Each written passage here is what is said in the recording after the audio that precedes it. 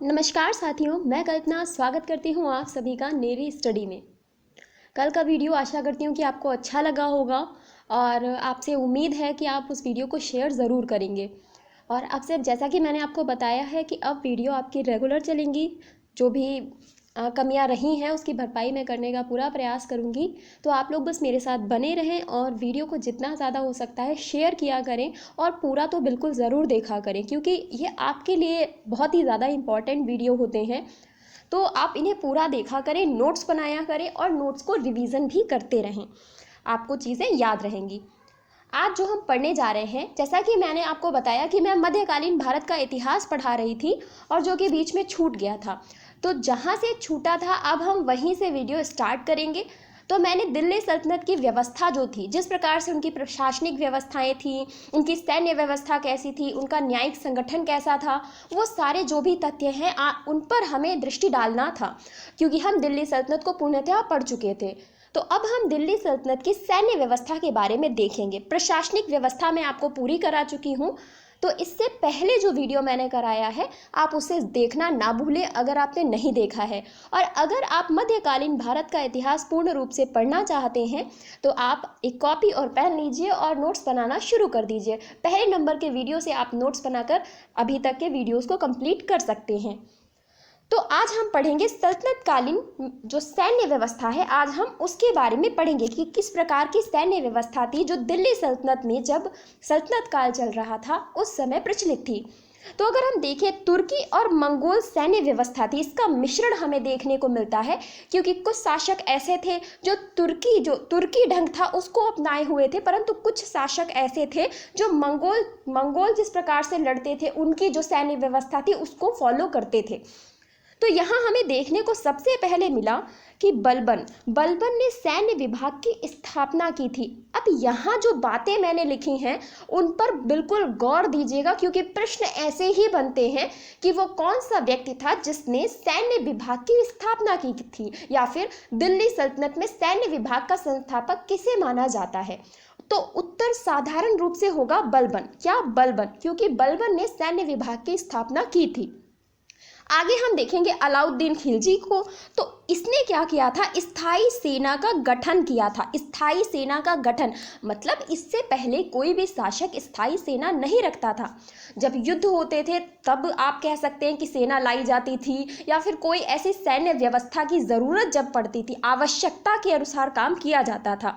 लेकिन अलाउद्दीन खिलजी ने, अब उनके कार्य ही ऐसे थे, आप यही कह सकते हैं कि ज़्यादातर समय तो इन्होंने युद्ध ही किया, तो फिर इन्हें क्या स्थायी सेना ही बना ली। इन्होंने कहा रोज़ तो हमारा काम ही है युद्ध लड़ना, कभी हमें उसके दौलत पर आक्रमण करना है, तो कभी हमें उसकी सैन्य व्यवस्था को समाप्त करना है, तो कभी किसी रानी को अपने शासन में लेकर के आना है। तो इनके तो यही कार्य थे।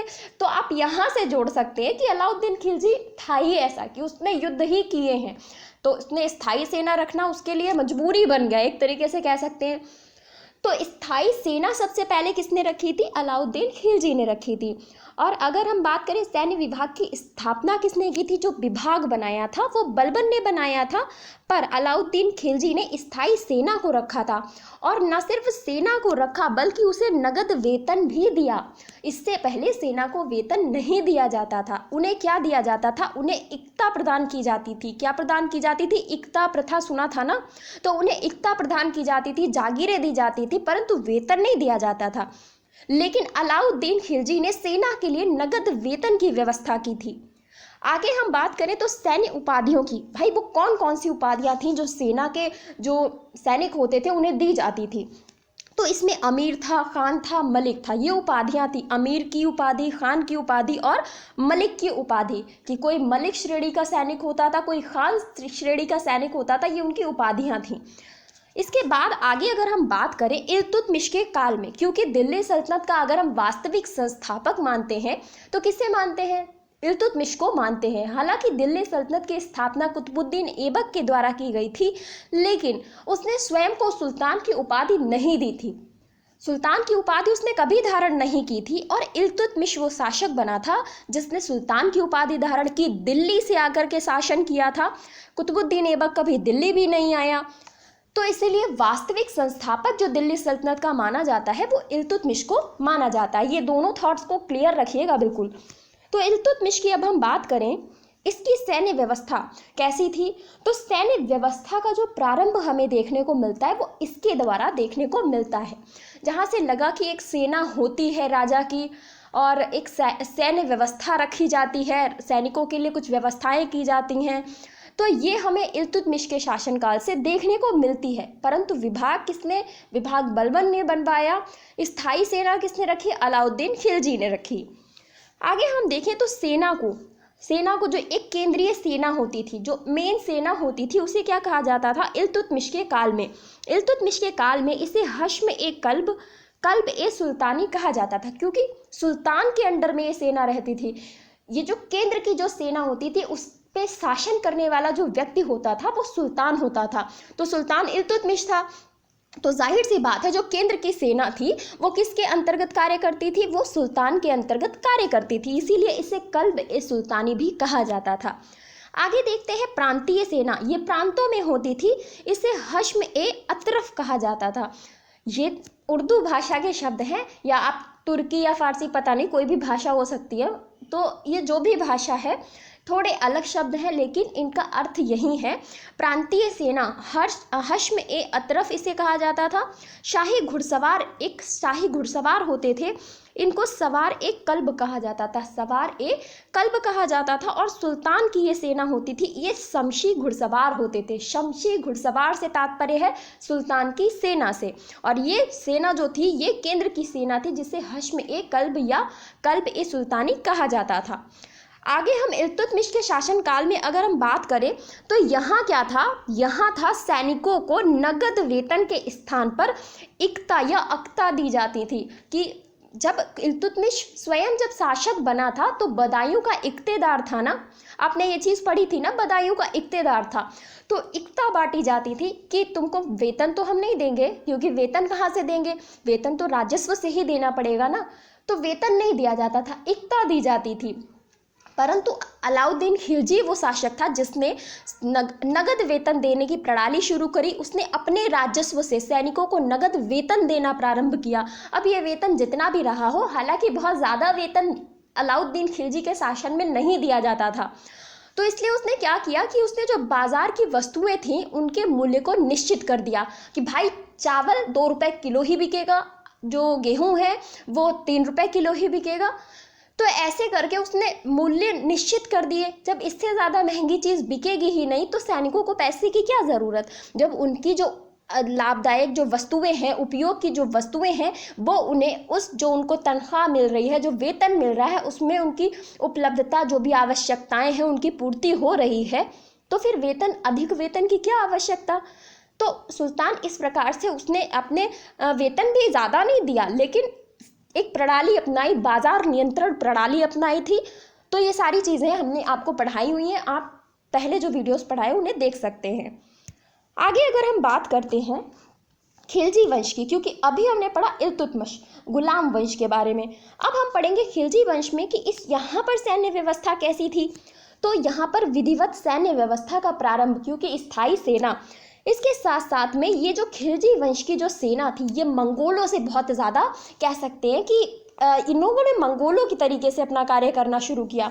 तो उनकी तरीके से इन्होंने अपना किया, और मंगोलों की सेना जो प्रचलित थी वहाँ थे अमीरान सदा, अमीरान हज़ारा और अमीरान तुमन। ये शब्द वहीं के हैं। इस प्रकार की इनकी सेना का वर्णन किया गया है। या मंगोलों की इस प्रकार की सेना प्रचलित थी, अमीरान सदा, अमीरान हज़ारा, अमीरान तुमन, इस प्रकार की सेना थी, जिसका वर्गीकरण किया गया था दशमलव प्रणाली से।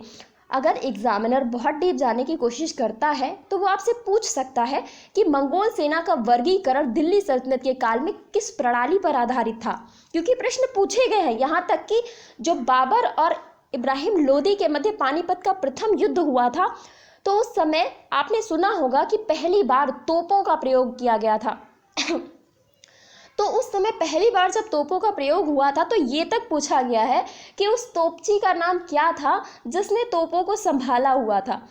तो सोच सकते हैं कि कुछ भी पूछ सकते हैं एग्जामिनर आजकल। तो फिलहाल यहाँ पर मंगोलों की सेना जो थी वो दशमलव प्रणाली पर आधारित थी।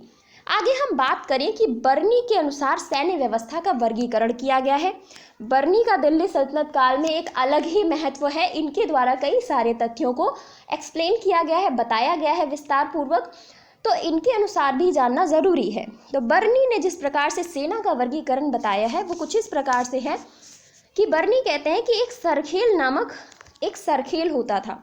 ये सरखेल शब्द क्या था, क्या इसके अंतर्गत आता था? तो सरखेल में 10 घुड़सवारों की जो टुकड़ी का प्रधान व्यक्ति होता था वो क्या कहलाता था? वो सरखेल कहलाता था। 10 घोड़े हैं, 10 घुड़सवार हैं, उनकी एक टुकड़ी बनाई गई है और उसका जो मेन व्यक्ति होता था वो सरखेल होता था।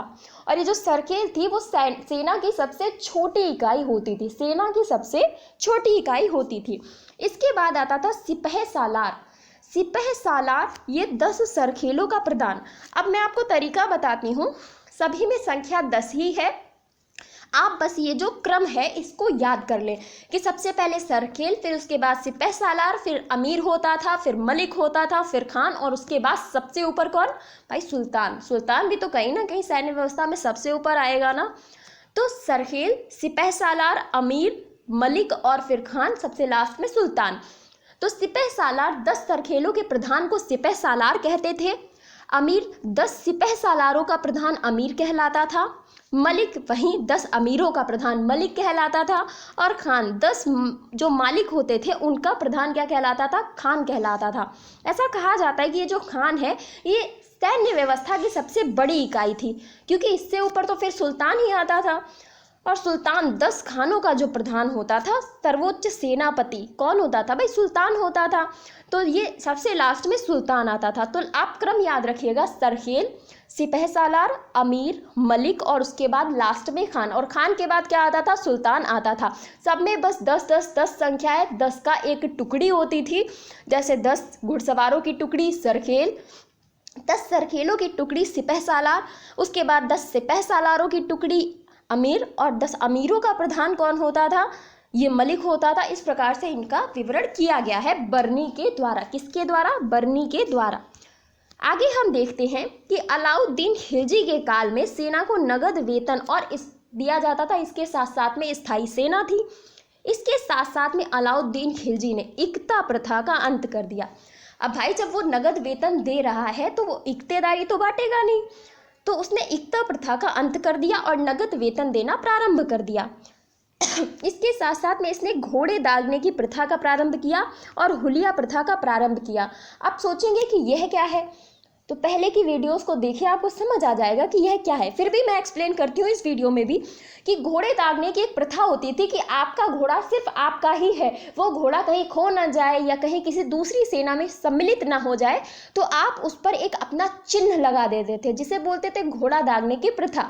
उस पर किसी भी प्रकार से जो भी इनकी जैसे आपने देखी है ना, एक थापे वाली मोहर टाइप की लगाई जाती है ना, तो उस तरीके से एक इन लोगों का जिस प्रकार से भी इनकी प्रणाली होती होगी उस प्रकार से घोड़े के ऊपर एक निशान बना दिया जाता था कि ये घोड़ा अलाउद्दीन खिलजी की सेना का है।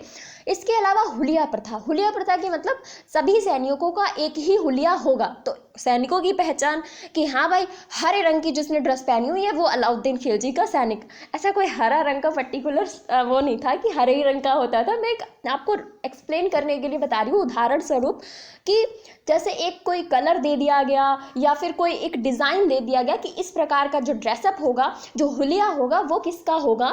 वो अलाउद्दीन खिलजी के सैनिकों का होगा। तो हुलिया प्रथा, घोड़ा दागने की प्रथा और इक्ता प्रथा का अंत ये किया गया अलाउद्दीन खिलजी के शासनकाल में, अलाउद्दीन खिलजी के द्वारा। आगे हमें देखने को मिलता है फिर इसके बाद फिरोज शाह तुगलक ने सैन्य व्यवस्था में कुछ परिवर्तन किए। तो ये भी देखने वाले हैं कि इन्होंने सैन्य व्यवस्था में क्या परिवर्तन किए, क्योंकि मोहम्मद बिन तुगलक की बात करें तो उनका तो मतलब शासनकाल ही सफल नहीं माना जाता है। जो भी कार्य किए सारे असफल कार्य किए, जबकि अत्यंत पढ़ा लिखा विद्वान शासक था, लेकिन ठीक है उनका शासनकाल ही बेकार चला गया। तो फिरोज शाह तुगलक का अगर हम शासनकाल देखें तो सैनिकों का चयन का जो प्रक्रिया इन्होंने कर दी थी वो वंशानुगत कर दी थी। कैसे कर दी थी? वंशानुगत की मतलब सैनिक का ही बेटा सैनिक बनेगा, फिर वो चाहे योग्य हो या ना हो फर्क नहीं पड़ता। तो जब वंशानुगत का मतलब क्या होता है कि राजा का ही बेटा राजा बनेगा, सैनिक का ही बेटा सैनिक बनेगा। तो ये प्रणाली इन्होंने अपनाई, किसने? फिरोज शाह तुगलक ने, शॉर्ट फॉर्म में एफएसटी ने ये एक प्रणाली अपनाई। और ये इसकी बहुत बड़ी गलती थी, बहुत बड़ी बिग मिस्टेक, बहुत बड़ी गलती थी। क्योंकि वंशानुगत में भाई किसी का बेटा योग्य है या नहीं है सैनिक पद के लिए, या वो धोखेबाज भी हो सकता है, उसके अंदर कोई योग्यता भी नहीं हो सकती है, तो ऐसे व्यक्ति को एक सैन्य पद सौंपना ये तो सही नहीं था ना। तो ये एक गलती ही साबित होगी। इसके साथ साथ इसने दासों की भर्ती सेना में की, जो भी दास थे उनको भी सेना में इसने भर्ती कर लिया। इसके शासनकाल में दासों का विभाग हुआ करता था, बहुत सारे दास थे वहाँ पर। तो इसने दासों को सेना में भर्ती कर लिया था। अब भाई करेंगे क्या, दासों को बैठे बैठे थोड़ी ना खिलाएंगे, तो सेना में भर्ती कर लेते हैं, जाओ तुम भी जान दो अपनी। तो इसलिए इन्होंने सेना में शामिल कर लिया था। आगे हमें देखने को मिलता है लोदी काल में सेना कैसी थी, क्योंकि सल्तनत काल का जो अंतिम कह सकते हैं शासन था वो लोदी वंश का था। लोदी वंश, क्योंकि इब्राहिम लोदी का बाबर ने अंत किया और उसके बाद हमें क्या देखने को मिला? मुगल वंश। तो लोदी वंश में कैसी सेना थी? यहाँ पर 3 प्रकार की सेना हुआ करती थी। सबसे पहले तो घुड़सवार हुआ करते थे, फिर गज सेना थी और उसके बाद पैदल सेना थी। घुड़सवार मतलब घोड़े वाली सेना, जो लोग घोड़े पर बैठकर चलते थे। उसके बाद थी गज सेना, जो लोग हाथी पर बैठकर चलते थे। और तीसरी थी पैदल टुकड़ी वाली सेना, जो पैदल चलते थे हाथ में भाला लेके। कभी युद्ध वुद्ध देखे हैं ना उसमें टीवी सीरियल्स में, या फिर रामायण देखी होगी, तो रामायण में भी तो सेना थी ना, या महाभारत देख लीजिएगा, वहाँ तो युद्ध ही युद्ध है। तो सेना देखनी है ना, थोड़ा बहुत टीवी से देख के अपने दिमाग में रखा करिए जो ज़रूरी चीज़ें हैं। आगे हमें पता चलता है कि बाबर के आगमन से पूर्व तक भारत में तोपों का प्रयोग नहीं हुआ था, क्योंकि हमारे पास किस प्रकार की मशीनें थीं। जब तक भारत में बाबर ने प्रवेश नहीं किया था, भारत में केवल पत्थर फेंकने की मशीनें थीं, लेकिन तोपें नहीं थी। बाबर आए, बाबर तोप लेके आए। भाई तोप लेके आए, इब्राहिम लोदी सोच लिया अरे तोप है, नहीं जीत पाएंगे, मतलब पहले ही हार मान ली और शायद अच्छे से युद्ध नहीं किया और हार गया। या हो सकता है कि तोपें सच में इतनी प्रभावशाली रही हो कि इब्राहिम लोदी की हार हो गई। हार ही नहीं हुई, वो वहीं पर मारा भी गया। दिल्ली सल्तनत का पहला ऐसा शासक था जो रणभूमि में मारा गया था, और वो कौन था? इब्राहिम लोदी। बाबर के प्रवेश के समय 4 प्रकार के सैनिक हुआ करते थे। कौन कौन से? एक तो थे सुल्तान के अंगरक्षक, जो कि शाही अंगरक्षक कहलाते थे। इसके अलावा प्रांतीय इक्तेदारों तथा सरदारों द्वारा भर्ती किए गए सैनिक। ये भाई हो सकता है अपने स्वयं के लाभ के लिए स्वयं इक्तेदार इनको भर्ती करता था, या वहाँ का जो सरदार होता था। इसके बाद एक अस्थायी सैनिक होते थे जो युद्ध के अवसर पर सेना में भर्ती किए जाते थे। कि क्या होता था, पता चलता है 10,000 की सेना राजा के पास है, परंतु युद्ध के समय उसे अचानक से 5,000 सैनिक और चाहिए। तो ये अस्थायी सेना का एक प्रावधान किया गया था कि जब ज़रूरत होगी तब इन सैनिकों की भर्ती कर ली जाएगी। इसके अलावा एक होते थे मतलब स्वयं सेवक, आप इन्हें कह सकते हैं, स्वयं से युद्ध में आ जाते थे, ऐसे सैनिक भी थे। और ये क्या होता था, ये हिंदू मुस्लिम वाली लड़ाई थी। हिंदू मुस्लिम वाली कैसी कि जो जितने भी शासक हुए वो लगभग मुस्लिम थे, तो हिंदुओं के विरुद्ध जब लड़ाई होती थी कुछ सैनिक उसमें कूद पड़ते थे, तो ये हिंदुओं के विरुद्ध लड़ने वाले मुस्लिम सैनिक हुआ करते थे। तो इस प्रकार से 4 प्रकार के कह सकते हैं सैनिक हुआ करते थे बाबर के समय में, जब बाबर ने भारत में प्रवेश किया था, उस समय की ये बात है, क्योंकि उसके बाद तो बाबर अपने तरह से कार्य करेगा। इसके बाद हमें देखने को मिलता है न्याय एवं दंड व्यवस्था। ये सैनिक व्यवस्था थी, किस तरीके से दिल्ली सल्तनत में सैन्य व्यवस्था चल रही थी। अब हम देखेंगे न्याय एवं दंड व्यवस्था। मैं आप लोगों को बहुत ही धीरे और बहुत ही आराम से इसलिए पढ़ाती हूँ ताकि आप मेरे साथ साथ लिख भी सकें। आपको अलग से दोबारा इस वीडियो को देखने की कोई ज़रूरत नहीं है, आप मेरे साथ साथ लिखिए। अगर आप फिर भी नहीं लिख पा रहे हैं तो आप चाहो तो स्पीड थोड़ी कम कर सकते हो, और अगर आप सिर्फ सुनने के लिए आए हैं तो स्पीड बढ़ा भी सकते हैं। इसके बाद हम देखते हैं कानून एवं दंड व्यवस्था। जो कानून की व्यवस्था जो करते थे या जो विधि बनाते थे, विधि का मतलब क्या होता है? कानून बनाते, विधि मतलब कानून जो बनाते हैं, उन्हें मुजद्दिद कहा जाता था, उन्हें मुजद्दिद कहा जाता था।